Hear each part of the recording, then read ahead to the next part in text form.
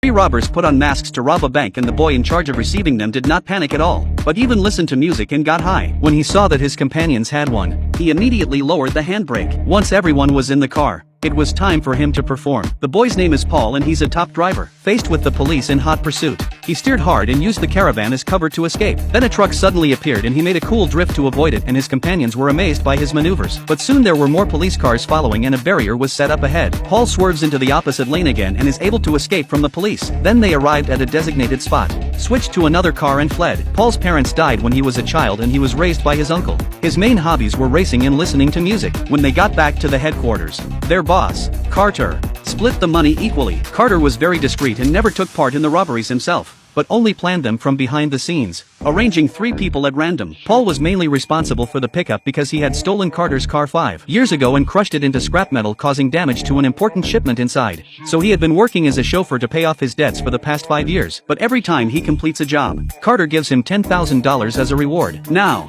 with one more job, he can pay off all his debts. He hides the money under the floorboards of his house for future use. He also keeps a recording of every job he does, but he doesn't do it for evidence. He does it to make music for his own enjoyment. One day Paul was eating at a restaurant when he was struck by a beautiful waitress, Anna. After a conversation, he learned that they both had a passion for music. Paul's humor made Anna laugh and he felt in love. When he got back, he told his uncle the good news and suddenly the phone rang. The caller was Carter, who informed Paul that he was ready for his last job. Paul immediately returned to the headquarters. This time Carter changed the group of people tasked with the target is a money truck. Paul was listening to music and tapping his fingers on the table. David was upset because he didn't think Paul was listening to the plan and who would be responsible if something went wrong. But Paul repeated Carter's words in their entirety. It turned out he could read lips, so David had nothing to say. By late afternoon, the operation had officially begun.